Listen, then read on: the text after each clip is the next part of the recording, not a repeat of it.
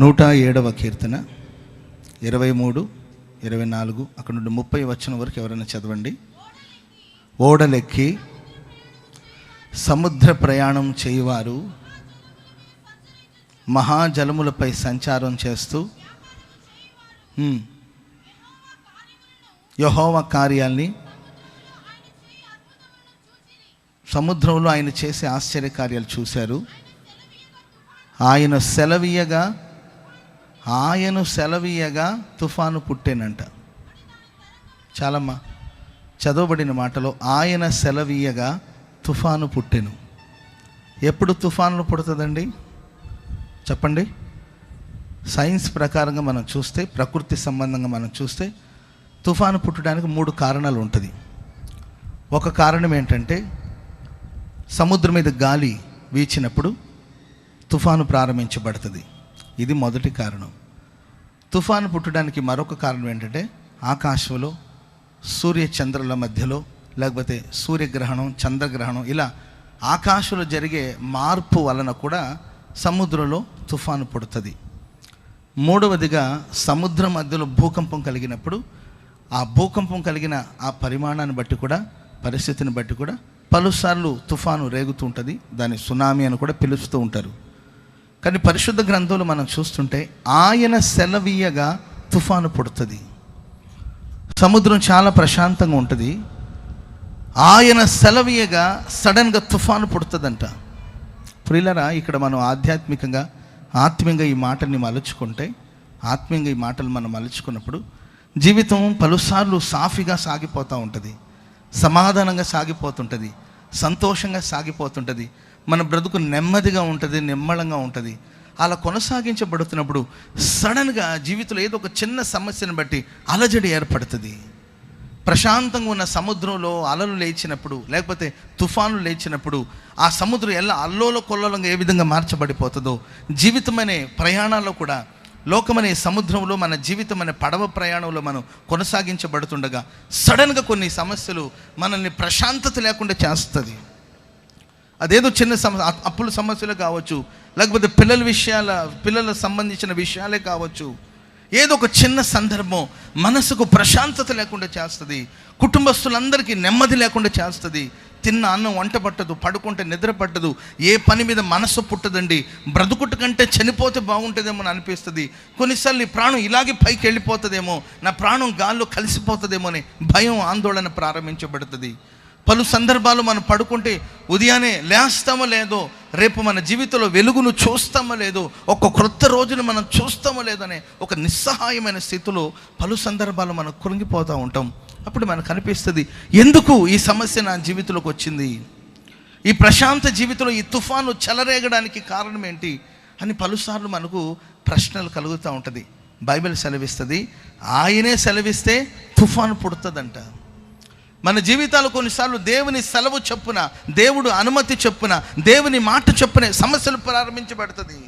అది దేవుని అనుమతి చొప్పునే. యోబు జీవితంలో వచ్చిన ఆ సమస్యలకు కారణం ఏంటంటే దేవుని అనుమతి చొప్పుననే. దేవుడే అనుమతి ఇచ్చాడు, దేవుడే అవకాశం ఇచ్చాడు ఆ తుఫాను కలగడానికి. చూడండి, ఆ మాటను అలాగే కంటిన్యూ చేయండి. ఆయన సెలవీయగా తుఫాను పుట్టెను. చదవమ్మా. వాళ్ళు ఆకాశమునకు ఎక్కుచు అగాధమునకు దిగుతూ ఉన్నారు. శ్రమ చేత వాళ్ళ ప్రాణము కరిగిపోయాను. మత్తులైన వారి వలె ముందుకు వెనుక ఊగిపోతూ ఉన్నారు, అటు ఇటు తూలుచు ఉన్నారు, ఎట్టు తోచక ఉన్నారు. శ్రమకు తాళలేక వారు యెహోవాకు మొరపెట్టారు. ఆయన వారి ఆపదలన్నిట్లో నుండి విడిపించెను. చదవమ్మా. విడిపించెను, తుఫానును ఆపివేసెను, తరంగములు అణిగిపోయాను, నిమ్మళం అయిపోయింది, సంతోషించారు. కోరిన రేవుకు దేవుడు వారు నడిపించాడు. చప్పలు కొట్టినందరూ గట్టిగా గట్టిగాను కొడదాం. హల్లెలూయా. కోరిన రేవుకు దేవుడు తీసుకువెళ్ళాడు. వారు కోరిన రేవుకు దేవుడే వారిని నడిపించాడు. తుఫాన్ని అణిచివేశాడు. సెలవిచ్చింది ఆయనే, తుఫాన్ని అణిచివేసింది ఆయనే. తల్లడిల్లిపోయిన వారి ప్రార్థన ప్రభు ఆలకించాడు. కష్టకాలమందు వాళ్ళ మొరను ప్రభు ఆలకించాడు. వారి ఆపదలన్నిట్లో నుండి దేవుడు విడిపించాడు. గాలిని గద్దించాడు. తుఫాను అణిగిపోయిందండి. వారి హృదయాలలో సంతోషం కలిగింది. వాళ్ళ నోటి నిండా చిరునవ్వు కలిగింది. ప్రహర్షముతో వారి పెదాల్ని దేవుడు నింపాడు. అంతేకాదండి, కోరిన రేవుకు వారిని నడిపించాడు. ప్రస్తుతం ఈ రాత్రి కూడి వచ్చిన మీ బ్రతుకులు పలు అలజడి, పలు పోరాటాలు, కరిగిపోతున్నారేమో, కృషించిపోతున్నారేమో, కృంగిపోతున్నారేమో. సెలవిచ్చింది ఆయన, ఏదో తుఫాను ఆయనే సెలవిచ్చాడు. ప్రియులారా, గాయం చేయవాడు ఆయనే, గాయం కట్టువాడు ఆయనే. హల్లెలూయా, హల్లెలూయా. ఏదో ఒక కారణంతో సెలవిచ్చాడు ఆ తుఫాను. దాన్ని ప్రభు ఈ నెలలో అణచబోతున్నాడండి. పరిస్థితులన్నిటిని అనుకూలకరంగా ప్రభు మార్చబోతున్నాడు. సమాధానపు త్రోవలో నిన్ను నడిపించబోతున్నాడు. నిమ్మళమైన అనుభవం ప్రభు నడిపించబోతున్నాడు. సంతోషాన్ని ప్రభు నీకు ఇవ్వబోతున్నాడు. నువ్వు కోరిన రేవుకు నా దేవుడు నిన్ను నడిపించుదురుగాక. చప్పట్లు కొడుతూ దేవుని నామాన్ని మహిమపరుద్దాం. గట్టిగా కొట్టు, గట్టిగా. హల్లెలూయా. ప్రియులారా, ఈ సందర్భాన ఒక 2-3 మాటలు మీతో నేను పంచుకోవాలని ఆశపడుతున్నాను. దేవుడు ఎందుకు సెలవిచ్చాడు తుఫాను? దేవుడే తుఫాను సెలవు ఇవ్వడానికి కారణం ఏంటి? దేవుడే ఎందుకు మనల్ని పలుసార్లు అగ్ని కొలిమిలో, శ్రమల కొలిమిలో నడిపించడానికి కారణం ఏంటి? టూకిగా 2-3 మాటలు చెప్తాను. బైబిల్లో పలుసార్లు సముద్రంలో తుఫాను పుట్టినట్లు రాయబడింది. ఆ సందర్భాల్లో కొన్ని సత్యాలు మనం నేర్చుకొని తర్వాత ప్రార్థనలోకి వెళ్ళిపోదాం. యోనా గ్రంథంలో 1వ అధ్యాయం 1వ వచనం నుండి మనం చదువుదాం. ఫాస్ట్గా చదవండి. యోనా గ్రంథం 1వ అధ్యాయం 1వ వచనం చదవండి.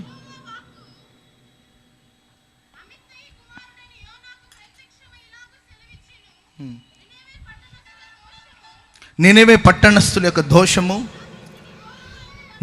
నా దృష్టికి ఘోరంగా ఉంది కనుక నీవు లేచి నినివే అనే మహాపట్టణానికి వెళ్ళి దానికి దుర్గతి కలుగునని ప్రకటించుము. యెహోవా సన్నిధిలో నుండి తర్షీషు పట్టణమునకు పారిపోవునని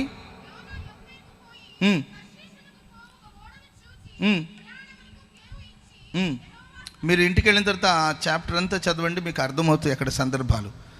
సర్వశక్తి కలిగిన దేవుడు తన ప్రవక్త అయిన యోనాను పిలిచి, నీవు నినివే పట్టణానికి వెళ్ళి ఆ పట్టణానికి సంభవించబోయే దుర్గతిని గురించి ప్రకటించమన్నాడు. ఆ పట్టణ ప్రజల యొక్క పాపం బహుఘోరముగా ఉన్నప్పుడు వారి పాపాన్ని గురించిన ఆలోచన వారు కలిగేటట్లుగా వారికి వచ్చే దుర్గతిని గురించి ప్రకటించమని ప్రభు చెప్పాడు. కానీ బైబిల్ సెలవిస్తుంది, యోనా అలా చేయకుండా వెళ్ళి వాళ్ళ పాపాన్ని వాళ్ళకి గుర్తు చేశారనుకోండి, వాళ్ళు తిరుగుబాటు చేస్తారు. అది యోనా బాధ. మీరు చూడండి, తాగుబోతు ఎంతైనా తాగి తందలాడతాడు. తాగుబోతు అంటే కోపం. దొంగోడు ఎన్ని కుటుంబాలైనా దోచుకుంటాడు, వాడిని దొంగ అంటే మహా కోపం. వ్యభిచారం చేసే పనికిమాల కార్యక్రమాలు నీ వ్యభిచారి అన్నారనుకోండి, తట్టుకోలేడు. అంతే అయినా ఆ పాపం చేస్తాడు, కానీ దాన్ని ఎవరైనా గుర్తు చేస్తే మాత్రం తట్టుకోలేడు. మహాకోపం ఆయనకి. ఎందుకయ్యా నీకు అంత కోపం అని అన్నాం అనుకోండి, తట్టుకోలేడు. ఎవడికండి కోపం? ఎవడికి లేదండి కోపం అంటాడు. ఏం బ్రదర్ మీరు బూతులు మాట్లాడుతున్నారు మనం అడిగామనుకోండి, ఎవరున్నారండి నీతిమంతులు? వాళ్ళు చేయొచ్చు ఆ పాపం, కానీ ఆ పాపాన్ని కానీ వాళ్ళకి గుర్తు చేసామనుకోండి మహాకోపం వస్తుంది వాళ్ళకి. యోనా అనుకున్నాడు, ఇప్పుడు నేను వెళ్ళి వాళ్ళ పాపాన్ని గురించి వాళ్ళకి తెలియచేసాననుకో, వాళ్ళు నా మీద తిరుగుబాటుతనం చేస్తారు, నన్ను తిరస్కరిస్తారు, అవసరమైతే కొడతారు. దేశంలో రాజు మొదలుకొని సైనికుడు మొదలుకొని సామాన్యుడి వరకు అందరూ ఘోర పాపముతో నిండిపోయారు, మునిగిపోతున్నారు. కానీ దేవుని స్వరం వినబడుతుంది, యోనా నీ వెళ్ళి వారికి కలగబోతున్న దుర్గతిని గురించి ప్రకటించాలి. ప్రియులారా, తన ప్రాణాన్ని కాపాడుకోవడానికి కొరకు, తన ప్రాణాన్ని రక్షించుకోవడానికి కొరకు దేవుడు చెప్పిన చోటుకు వెళ్ళకుండా దేవుని సన్నిధి నుండి పారిపోతున్నాడు యోనా. తర్షీషు ఓడ ఎక్కాడు. దేవుడు చెప్పాడు నినివే పట్టణానికి వెళ్ళమని, గాను తను తర్షీషు పట్టణానికి వెళ్ళడానికి కొరకు ఓడ ఎక్కి ప్రయాణం చేస్తూ ఉన్నాడు. ప్రారంభం చాలా సాఫీగానే సాగిపోతుంది. అబ్బో తప్పించుకున్నాను, ప్రశాంతంగా పోతున్నాను అని పడవెక్కి ఓడెక్కి ప్రయాణం చేస్తుంటే సడన్గా సముద్రంలో గాలి ప్రారంభించబడిందండి. భయంకరమైన తుఫాను ప్రారంభించబడింది. సముద్రం అంతా అల్లోలకొల్లోలంగా మారిపోయిందండి. ఆ గాలి తాకిడికి, ఆ సముద్ర తుఫానికి ఓడ బద్దలైపోయే స్థితి వచ్చింది. అప్పుడు ఆ ఓడలో ప్రయాణం చేసే వాళ్ళందరూ కూడా తమ సామగ్రిని, తమ వస్తువుల్ని, ఇవన్నీ సామాన్లన్నింటిని కూడా తీసుకెళ్ళి సముద్రంలో పడవేస్తున్నారు. ఎన్ని ప్రయత్నాలు చేసినా వారికి విడుదల కలగట్లేదు. సముద్రం నిమ్మడం అవట్లేదు, గాలి అణగట్లేదు, తుఫాను ఆగట్లేదు. అందరూ హడాలెత్తిపోయారు. ఆ తర్వాత తెలిసింది దాని అంతటికి కారణం ఎవరంటే యోనా. ప్రియులారా, ప్రశాంతమైన ఆ సముద్రంలో గాలి రావడానికి, ప్రశాంతంగా సాగిపోతున్న ప్రయాణంలో అలజడి కలగడానికి కారణం ఏంటంటే యోనా. ఒక దైవ సేవకుడు, దేవుని చేత పిలువబడిన వాడు, దేవుని పని కొరకు నియమింపబడిన వాడు, దేవుని కొరకు పంపబడిన వాడు, దేవుని పని చేయడం కొరకు నియమించబడిన ఒక దైవ సేవకుని ద్వారా సముద్రమే అల్లోలకొల్లోలంగా మారిపోయింది. దానికి కారణం ఏంటంటే ప్రియులారా, దేవుని సన్నిధిని విడిచి యోనా పారిపోతున్నాడు. ఈ ప్రశస్త రాత్రిని దేవుని ప్రేమను బట్టి మీతో తెలియచేస్తున్నాను. మీ జీవితంలో కలుగుతున్న సమస్యలకు కారణం ఏంటంటే, నీ జీవితంలో వస్తున్న పోరాటానికి, నీకు నెమ్మది లేకపోవడానికి కారణం ఏంటంటే, నీవెక్కడో దేవుని సన్నిధిని విడిచి పారిపోతూ ఉన్నావు. దేవుని సన్నిధికి నీవు దూరం అవుతున్నావు. దేవుని చిత్తానికి విరుద్ధంగా నీవు ప్రయత్నిస్తున్నావు. దేవునికి చిత్తానికి విరుద్ధంగా నీవు ఆలోచిస్తున్నావు. దేవుని చిత్తానికి విరుద్ధంగా నీవు మాట్లాడుతున్నావు. దేవుని చిత్తానికి విరుద్ధంగా నీవు యోచిస్తున్నావు. దేవుని చిత్తానికి విరుద్ధంగా నీవు పోరాడుతున్నావు. కనుకనే సమస్య ప్రారంభించబడుతుంది. కారణం ఏంటి? చీట్లు వేస్తారు, ఎన్నెన్నో కార్యక్రమాలు చేస్తారు. కారణం, దేవుని చిత్తాన్ని చేయవలసిన సేవకుడు దేవుని చిత్తం చేయట్లేదు. దేవుని చిత్తాన్ని చేయవలసిన ఒక విశ్వాసి దేవుని పని చేయకపోవడం వల్లే సమస్య ప్రారంభించబడుతుంది. దేవుని సన్నిధిని విడిచి పారిపోతున్నాడండి. అందుకే తనకు సమస్య వచ్చి పడింది. వాస్తవంగా ప్రియులారా, పలుసార్లు మనం కూడా దేవుని సన్నిధికి, దేవుని ప్రేమకు దూరంగా పారిపోవడానికి కారణం ఏంటంటే, మొట్టమొదటి కారణం ఏంటంటే భయం అండి.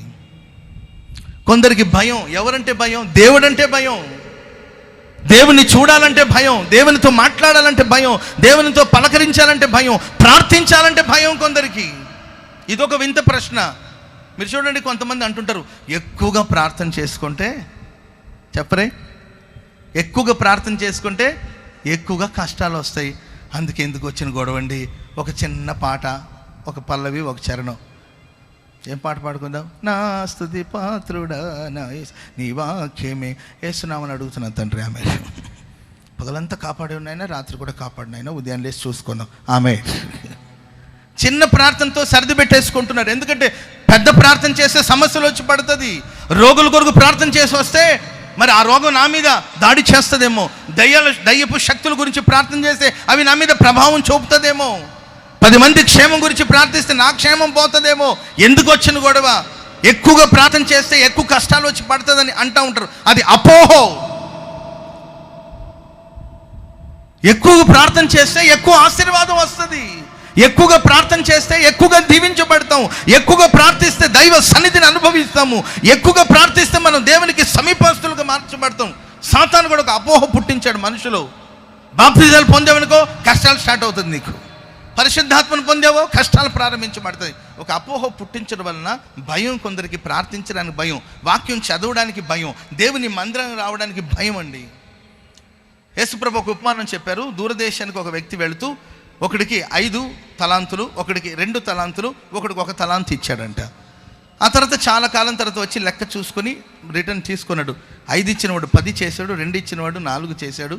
ప్రియులరా, 1 ఇచ్చినవాడు ఏమన్నాడు తెలుసా? నువ్వు విత్తని చోట, చెప్పండి, విత్తని చోట కోయివాడు, చల్లని చోట కూర్చుకొనివాడని భయపడి నేను దాచానట. వీడు భయం ఏం తెలుసండి? విత్తని చోట అయినా కూర్చుకుంటాడు, చల్లని చోట పోగు చేసుకుంటాడని భయపడి. క్రైస్తవ సమాజమా, నువ్వు దేవుని ప్రేమకు దూరం అయిపోవడానికి కారణం ఏంటంటే ఏదో ఒక అపోహో, ఏదో ఒక భయం నిన్ను పీడిస్తూ ఉంది. ఆ భయానికి లోనైపోయి నువ్వు దేవునికి దూరంగా పారిపోతున్నావు. కృపగల దేవుడు చేతులు చాపి నిన్ను సమీపిస్తున్నప్పటికీ నువ్వు దూరంగా పారిపోతున్నావు అంటే ఏదో ఒక భయం నిన్ను పట్టి పీడిస్తూ ఉంది. ఆ భయం నుండి విడుదల పొందాలి. భయం.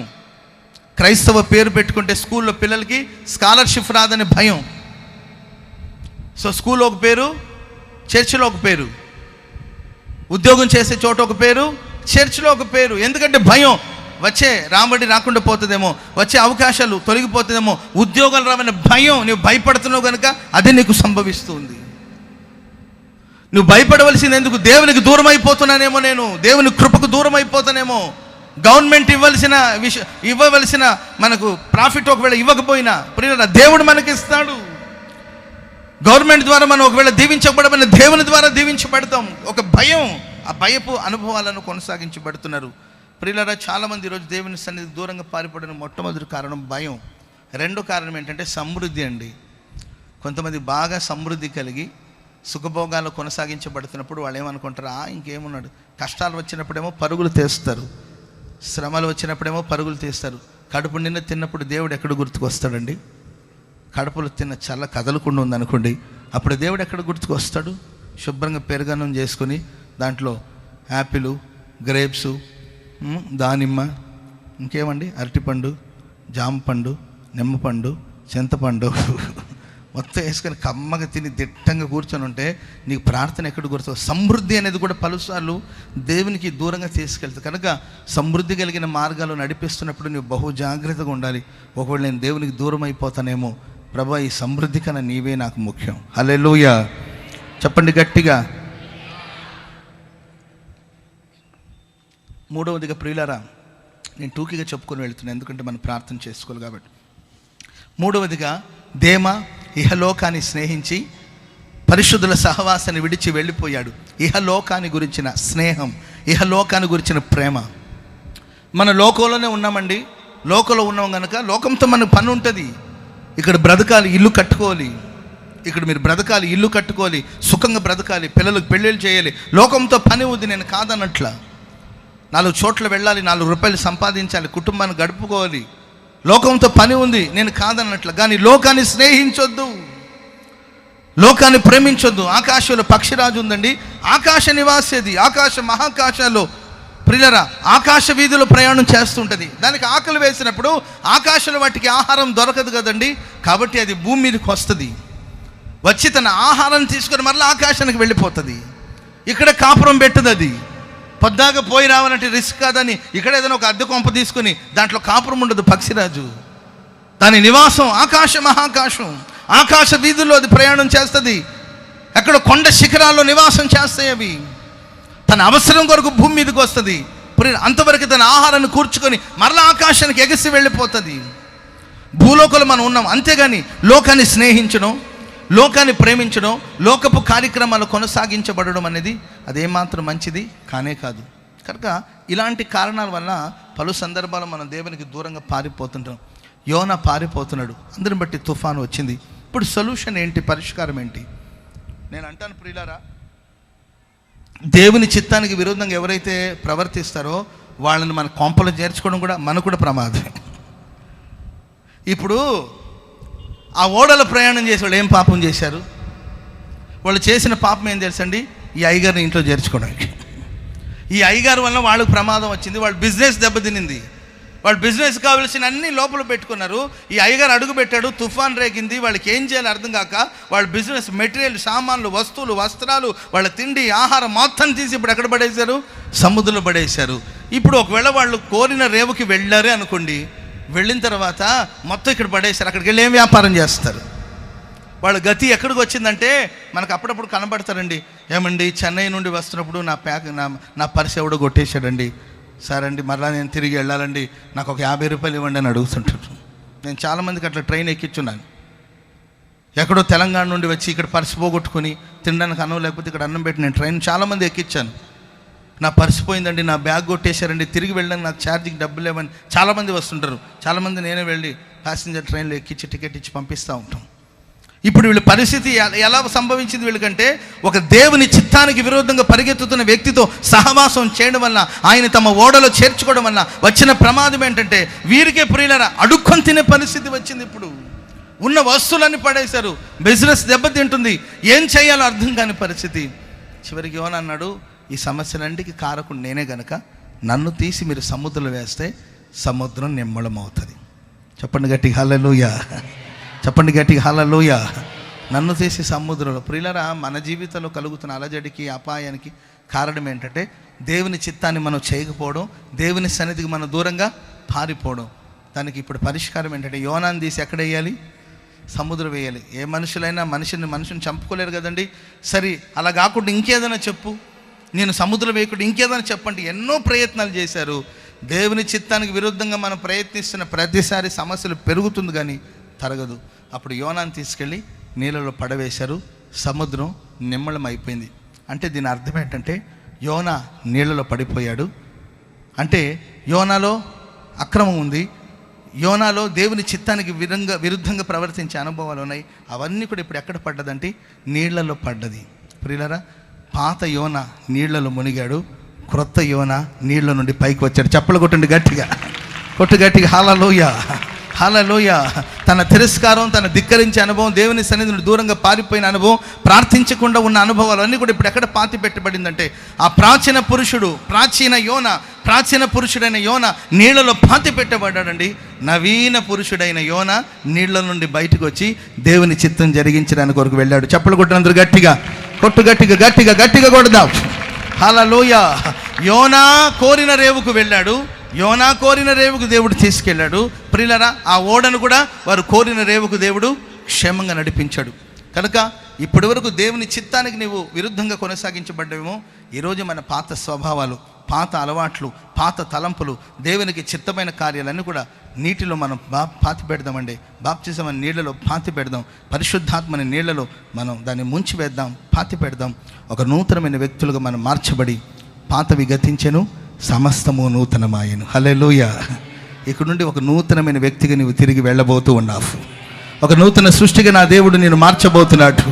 సమస్తమును నూతనమైనవిగా ప్రభు జరిగించబోతూ ఉన్నాడు. సమస్తాన్ని నూతనమైనవిగా ప్రభు చేయుచూ ఉన్నాడు. సమస్తాన్ని నూతనమైనవిగా ప్రభు చేయుచూ ఉన్నాడు. తుఫాన్ని దేవుడు అణచబోతున్నాడు, గాలిని అణిచివేయబోతున్నాడు, గాలిని గద్దించబోతున్నాడు. నువ్వు కోరిన రేవుకు నా దేవుడిని నడిపించబోతున్నాడు. చప్పట్లు కొడుతూ దేవుని మహిమను పొందండి. గట్టిగా.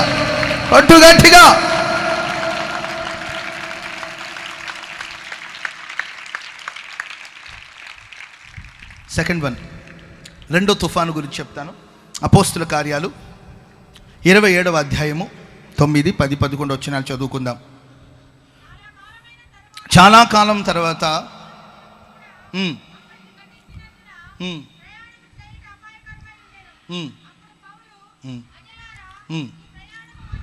అయ్యలారా, ఈ ప్రయాణము వలన సరుకులకును ఓడకును మాత్రమే కాకుండా మన ప్రాణానికి కూడా హానియు బహు నష్టమును కలగబోతుంది, నాకు తోచుచున్నది అని చెప్పినప్పుడు, ఆయనను శతాధిపతి పౌలు చెప్పినది నమ్మక నావికుడును ఓడ యజమానుడును చెప్పిన మాటే నమ్మాడు. శీతాకాలం గడపడానికి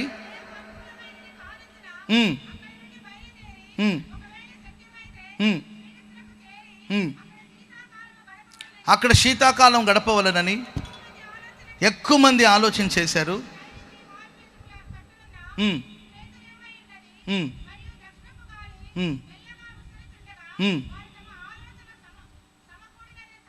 తలంచి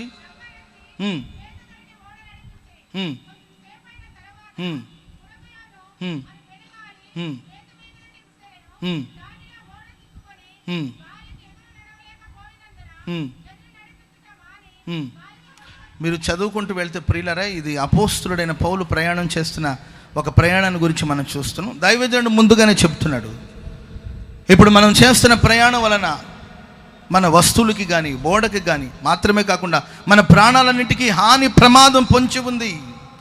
ఓ సేవకుడు హెచ్చరిస్తూ ఉన్నాడండి, శతాధిపతితో చెప్తున్నాడు, ఇదిగో ఓడకు వస్తువులు సరుకులన్నిటికీ మన ప్రాణాలు కూడా హాని ప్రమాదం పొంచి ఉన్నదని నాకు తోచుచూ ఉన్నది. ఉపవసించి ప్రార్థిస్తున్నాడు ఆ దైవజనుడు.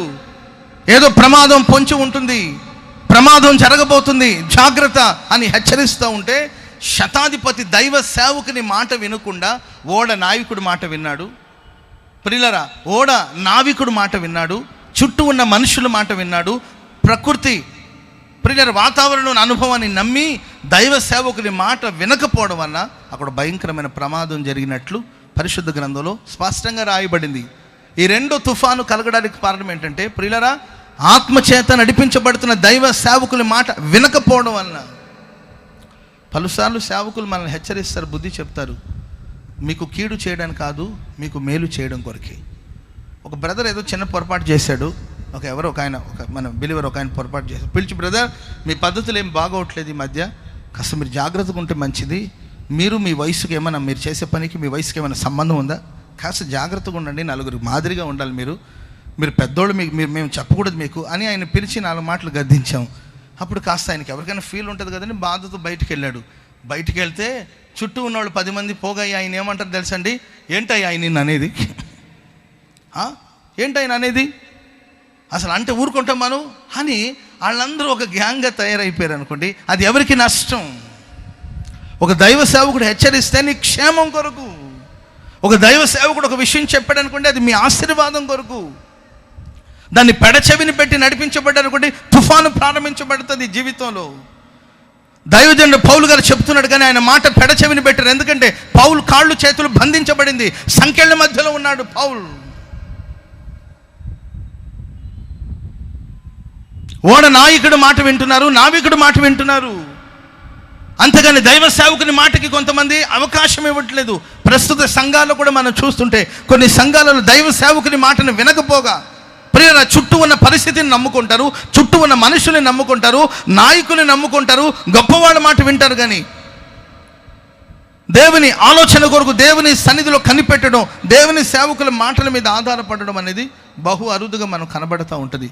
కనుక ప్రియులరా, తద్వారా పలు విధమైన సమస్యలు వచ్చి 4 దిక్కు నుండి మరి ప్రవాహంలాగా వచ్చి 4 దిక్కు నుండి గాలి వచ్చి ఓడను కొడితే ఓడ బద్దలైపోయినట్లు వాక్యంలో రాయబడిందండి. అనేక రోజులు వాళ్ళు సూర్యుని వెలుగే చూడలేదండి, చీకట్లు చిందులాడుతున్నారు, అన్నపానాలు మానేశారు, భయానకమైన పరిస్థితి గుండా వాళ్ళు కొనసాగినట్లుగా ఓడ బద్దలైపోయినట్లు కూడా వాక్యంలో మనకు కనబడుతుంది. కనుక ప్రియులారా, దైవ సేవకుని మాటకు మనం లోబడదాం, ఉపదేశానికి లోబడదాం. దైవ సేవకులు తిట్టుట తైలాభిషేకం అని రాయబడింది. హల్లెలూయా చెప్పండి గట్టిగా, హల్లెలూయా. 4 మాటలు కఠినంగా దైవజనులు మాట్లాడరు కాదు, మీకేంటండి తైలాభిషేకం, ఫ్రీగా ఆయిల్ సర్వీస్ అనమాట.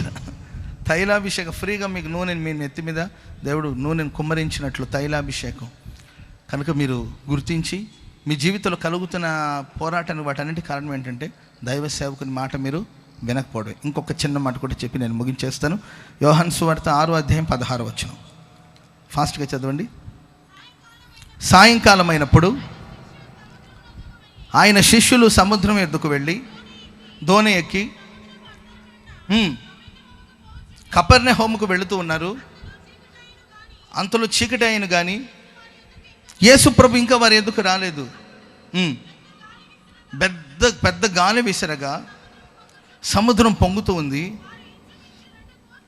2 కోసల దూరం దోణిని నడిపించుకుంటూ వెళ్ళారు.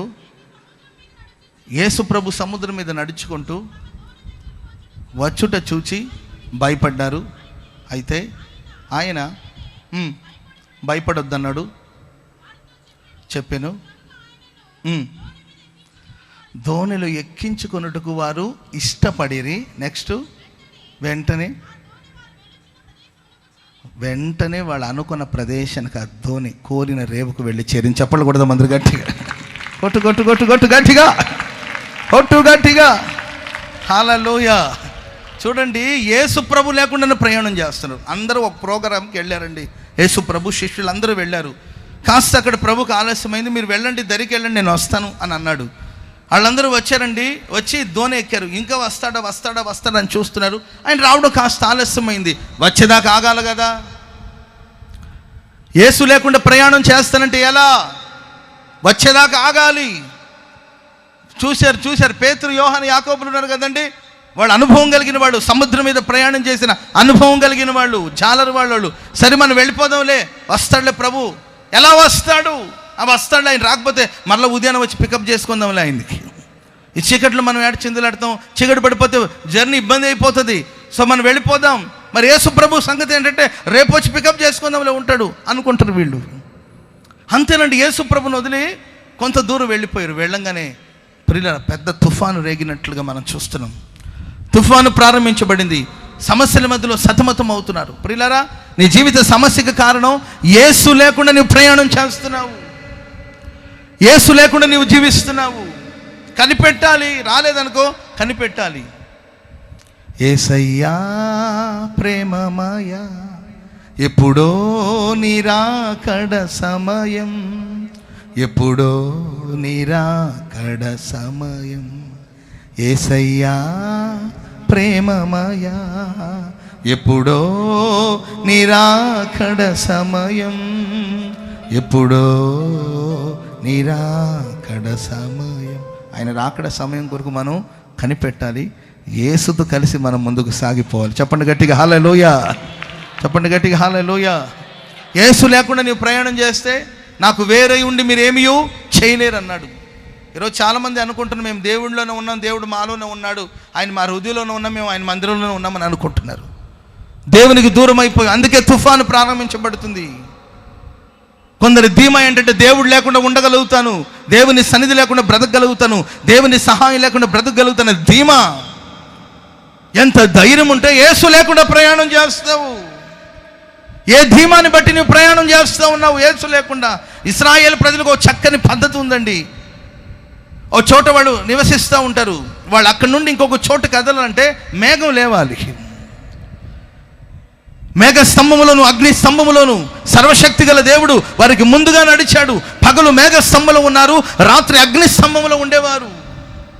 ఇశ్రాయేలు ప్రజల యొక్క ప్రయాణ పద్ధతి ఏంటంటే వాళ్ళకి మేఘం వారికి ముందుగా లేచి మేఘం నడిచింది అనుకోండి, వాళ్ళు నడుస్తారు. ఎక్కడైనా ఆగాలంటే మేఘం ఆగితే వాళ్ళు ఆగుతారు. అది వాళ్ళ ప్రయాణ పద్ధతి.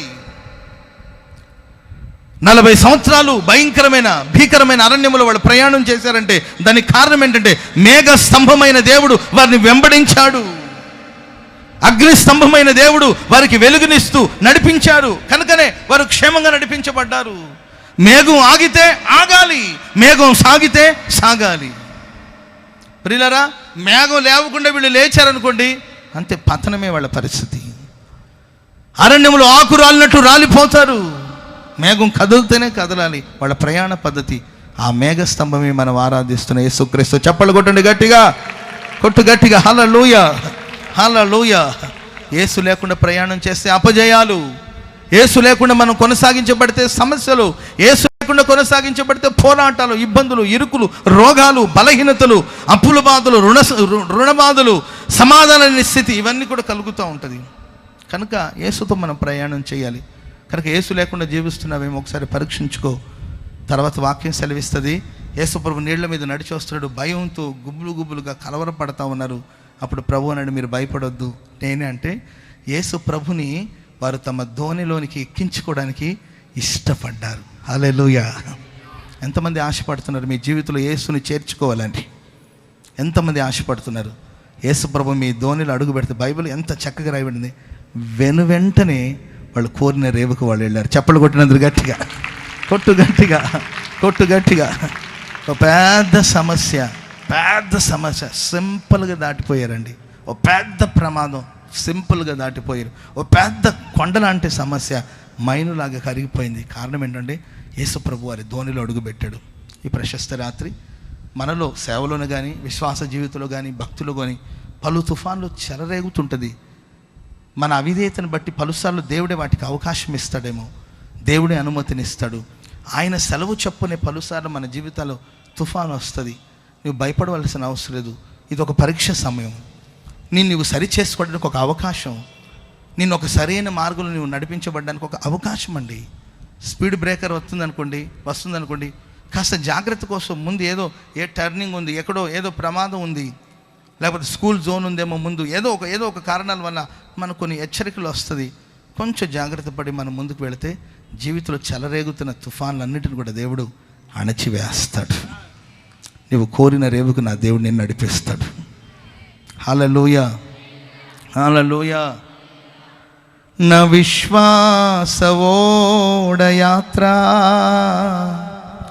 కొనసాగుచున్నది, నా విశ్వాసవోడయాత్ర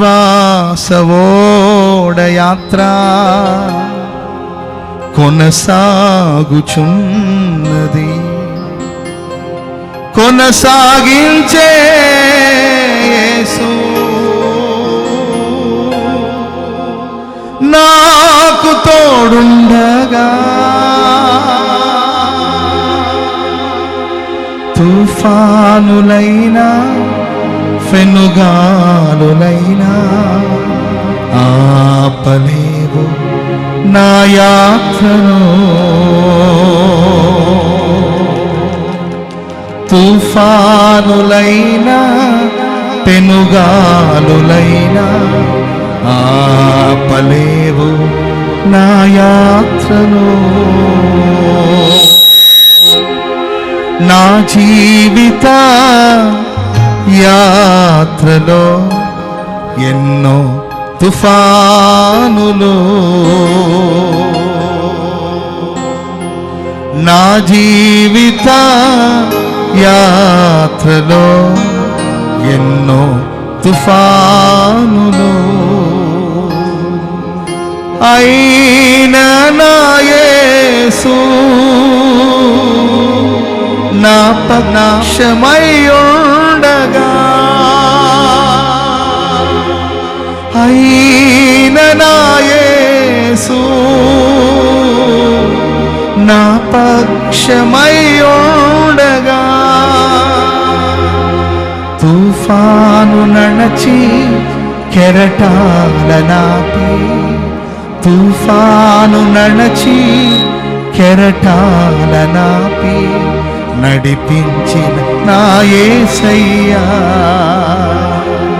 నడిపించిన నా యేసయ్యా. నా విశ్వాసవోడ యాత్ర కొనసాగుచున్నది, నా విశ్వాసవోడ యాత్ర కొనసాగుచున్నది. కొనసాగించే యేసు నాకు తోడుండగా, కొనసాగించే యేసు నాకు తోడుండగా, తుఫానులైన పెనుగాలులైన, తుఫానులైన పెనుగాలులైన ఆపలేవు నా యాత్రను, ఆపలేవు నా యాత్రను.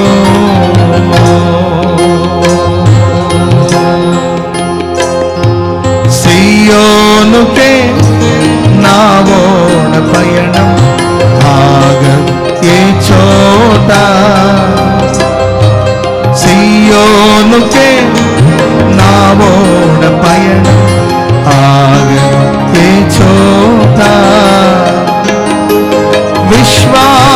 విశ్వాసముతోనే ఆరంభించితిని ఈ యాత్రను, విశ్వాసముతోనే ఆరంభించితిని యాత్రను. నే కోరిన హారేవుకే, నే కోరిన హారేవుకే నడిపించుము నా యేసయ్యా, నడిపించుము నా యేసయ్యా. నీతి సూర్యుడు ఉదయించు వేళ ఇలలో ఆనందమే, నీతి సూర్యుడు ఉదయించు వేళ ఇలలో ఆనందమే. సూర్యోదయము కోసమే నే వేచియున్నాను, సూర్యోదయము కోసమే నే వేచియున్నాను. యేసయ్య రావా కొనిపోవు నన్ను, ఇలలో నీవే నాకు గ్లోరీ. యేసయ్య రావా కొనిపోవు నన్ను, ఇలలో నీవే నాకు. యేసయ్య రావా కొనిపో నన్ను, ఇలలో నీవే నాకు.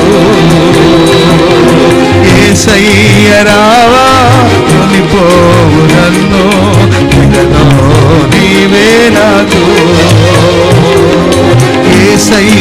రావా కొనిపో. యేసయ్యా యేసయ్యా యేసయ్యా యేసయ్య రావా కొనిపో నన్ను ఇలలో నీవే నాకు. యేసయ్య రావా కొనిపో నన్ను ఇలలో నీవే నాకు. యేసయ్య రావా యేసయ్య రావా కొనిపో నన్ను ఇలలో నీవే నాకు. యేసయ్య రావా యేసయ్య రావా యేసయ్య యేసయ్యా యేసయ్యా యేసయ్యా యేసయ్యా యేసయ్యా యేసయ్యా యేసయ్య రావా యేసయ్య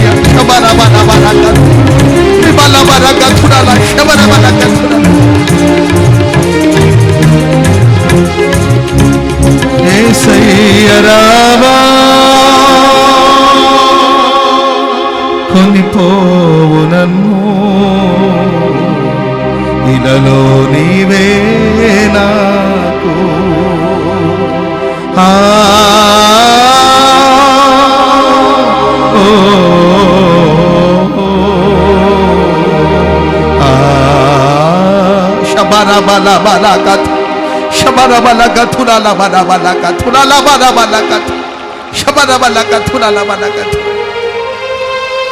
అందరూ అలాగే మోకరించి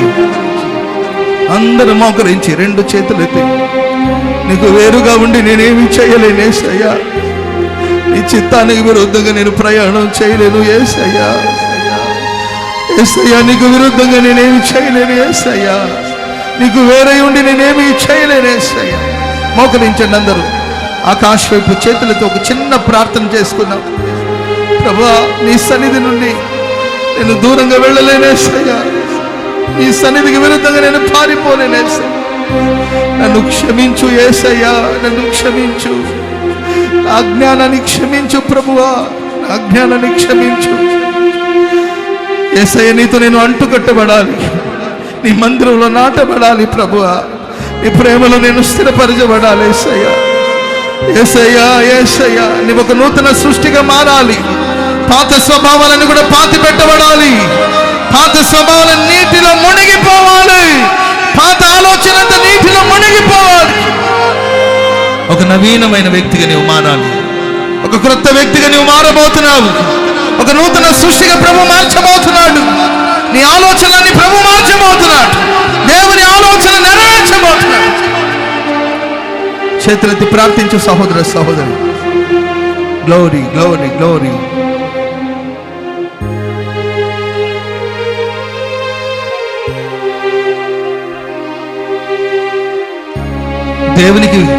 దేవునికి భయపడే దూరంగా వెళుతున్నావా? ఆయన నీ కన్న తండ్రి, నీ కొరకు రక్తాన్ని చిందించిన దేవుడు, నిన్ను ప్రేమిస్తున్న ప్రేమామయుడు. ఆయనకు దూరంగా వెళ్ళగలుగుతావా? అనవసరమైన అపోహలకు లోనై, అనవసరమైన భయానికి లోనై దేవుని ప్రేమకు దూరంగా పారిపోతున్నవా సహోదరుడ సహోదరి? చాచిన చేతులతో ప్రభు నీ ఎద్దుకు వచ్చుచూ ఉన్నాడు. చాచిన చేతులతో యేసయ్య నీ ఎద్దుకు వచ్చుచూ ఉన్నాడు. ఆయన కౌగిటిలో ఉన్న కాపుదలను అనుభవించు. దీన స్థితిలోనైనను సంపన్న స్థితిలోనైనను దేవుని ప్రేమకు విరుద్ధంగా నేనేమి చేయలేను. క్రీస్తు ప్రేమ నుండి ఎవరు నన్ను ఎడబాపలేరు అని ఒక చక్కని తీర్మానంతో మన ముందుకు సాగిపోవాలి. ప్రార్థించండి చేతులెత్తి ప్రభు సన్నిధిలో. ప్రభువా నీతోనే నేను ఉండాలి యేసయ్యా, నీలోనే ఉండాలి యేసయ్యా. నా జీవితంలో చెలరేగుతున్న ఈ తుఫాన్ని అణచివేయండి యేసయ్యా. గాలిని గద్దించండి యేసయ్యా. నా పరిస్థితులన్నీ తలక్రిందలైపోతున్నాయి యేసయ్యా. పరిస్థితులు నాకు అనుకూలకరంగా మార్చండి యేసయ్యా. నా పక్షాన నిలబడండి యేసయ్యా. నా పక్షాన నిలబడండి యేసయ్యా. ప్రార్థించు సహోదరా. నా దేవుడు నీకు సహాయం చేయబోతున్నాడు. నా దేవుడు నీ ఎద్దుకు రాబోతున్నాడు. పలుసార్లు నడిపించే వాళ్ళ ఆలోచనకు భిన్నంగా ప్రవర్తించావు. దైవ సేవకుల ఆలోచన నీవు తిరస్కరించావు. దైవ సేవకుల ఆలోచన నువ్వు ధిక్కరించావు. దైవ సేవకులు గద్దించడం నువ్వు ధిక్కరించావు. అందుకే నువ్వు ప్రమాదాల్లో చిక్కుకున్నావు, అందుకే ఆపదలో చిక్కుకున్నావు. ఇకనైనను దేవుని వైపు తిరుగు. నీ మనస్సు ఆయన వైపు త్రిప్పబడాలి. యేసు లేకుండానే కొనసాగుతావా? ఆయన శిష్యులే, ఆయనతో ఉన్నవాళ్ళే, ఆయన లేకుండానే ఏదో సాధించాలని పరుగులు తీస్తూ ఉన్నారు. ఆయన లేకుండానే ఎక్కడికో వెళ్ళాలని ఆలోచిస్తూ ఉన్నారు. ఆయన లేకుండా ఏదైనా సాధిస్తామని భ్రమపడుతున్నారు. భ్రమలోనే చిక్కుకున్నారు, తుఫానులో చిక్కుకున్నారు, భయపడిపోతున్నారు. ఒకవైపున చీకటి, మరొక వైపున అంధకారం. ముందుకు వెళ్ళలేరు, వెనక్కు రాలేరు, సముద్ర మధ్యలో చిక్కుకుపోయారు. ఏమి చేయాలో తోచటలేదు, ఏమి చేయాలో వాళ్ళకి ఆలోచన కలగట్లేదు. భయపు వాతావరణంలో మగ్గిపోతూ ఉన్నారు, కృంగిపోతూ ఉన్నారు. 4వ జామాన యేసు వారి ఎదుగు నడుచుచూ వస్తున్నాడు. ఈ రాత్రి ఎదుగు ప్రభు వచ్చుచూ ఉన్నాడు. నీ కుటుంబానికి వచ్చుచూ ఉన్నాడు, నీ బ్రతుకులోనికి వచ్చుచూ ఉన్నాడు. అదిగో నీ బ్రతుకుల ప్రభు వచ్చుచూ ఉన్నాడు. నిన్ను సమీపిస్తూ ఉన్నాడు, నిన్ను సమీపిస్తూ ఉన్నాడు. పిలువు, ప్రభువా నా ధోనిలోనికి రండి యేసయ్యా, నా అపరాధాన్ని క్షమించి నాలోనికి రండి ప్రభువా. ప్రభువా నా పడవలోనికి రండి, నా బ్రతుకులోనికి రండి యేసయ్యా, నా బ్రతుకులోనికి రండి యేసయ్యా. ఇష్టపడగలిగితే, ఆయన చేర్చుకోవడానికి నువ్వు ఇష్టపడగలిగితే వెంటనే నువ్వు దరి చేరబోతున్నావు, వెంటనే గమ్యం చేరబోతున్నావు, వెంటనే కోరిన రేవుకు వెళ్ళబోతున్నావు. అద్భుతం జరగబోతున్న రాత్రి, ఆశ్చర్యం జరగబోతున్న రాత్రి. ప్రార్థించండి, ప్రార్థించండి. మన ప్రతి అపరాధాలు, మన ప్రతి పొరపాటు, ప్రతి అజ్ఞానాన్ని ప్రభువుని ఒప్పుకొని ప్రార్థన చేద్దాం. ఒక నవీన పురుషుడిగా, ఒక నవీనమైన వ్యక్తిగా నీవు మారాలి. Jesus, Jesus, Jesus, Jesus, Jesus.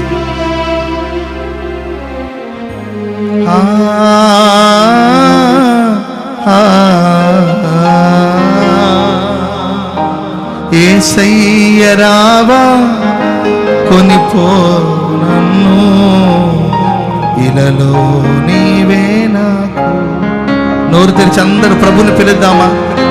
యేసయ్య రావా కొనిపోవు నన్ను, ఇలలో నీవే నాకు. అందరూ యేసయ్య రావా కొనిపోవు నన్ను, ఇలలో నీవే నాకు.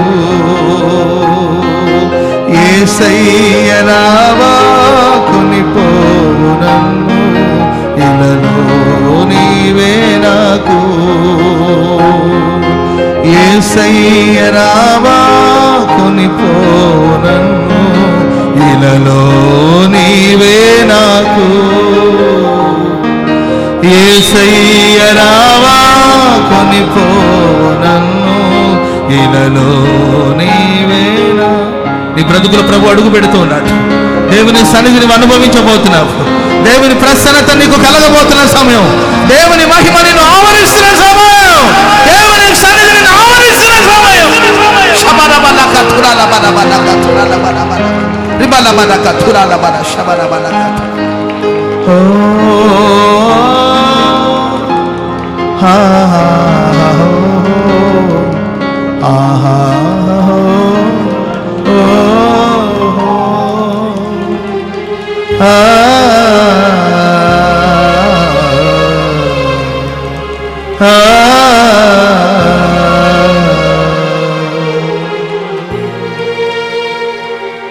ఏకాంతి లేని నిషేధిలో, ఏ తోడు లేని విషాదపు వీధులలో, ఎన్నో అపాయపు అంచులలో నన్నాదుకొందుకు నా కన్న తండ్రి. యేసయ్యా నన్ను అనాథగా విడువక, నీ లాంఛనములతో నాకు పునాదులు వేసితి. యేసయ్యా నన్ను అనాథగా విడువక, నీ లాంఛనములతో నాకు పునాదులు వేసితే, సృష్టికర్తవైన యెహోవా, నీ చేతి పని అయిన ఎందుకెంత మంటికి రూపమిచ్చినావు, మహిమలో స్థానమిచ్చినావు. నాలో నిన్ను చూసావు, నీలో నన్ను దాచావు. నిస్వార్థమైన నీ ప్రేమ మరణం బలమైనది, మరణం బలమైన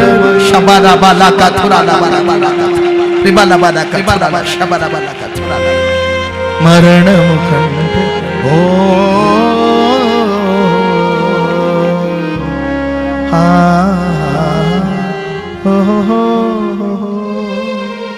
ప్రభు మన బ్రతుకులు అడుగుపెట్టి తుఫాన్ని అణచి అద్భుతం చేయబోతున్నారు కనుక చప్పట్లు కొడుతూ అందరూ దేవుని నామాన్ని స్తుతిద్దాం. గట్టిగా గట్టిగా గట్టిగా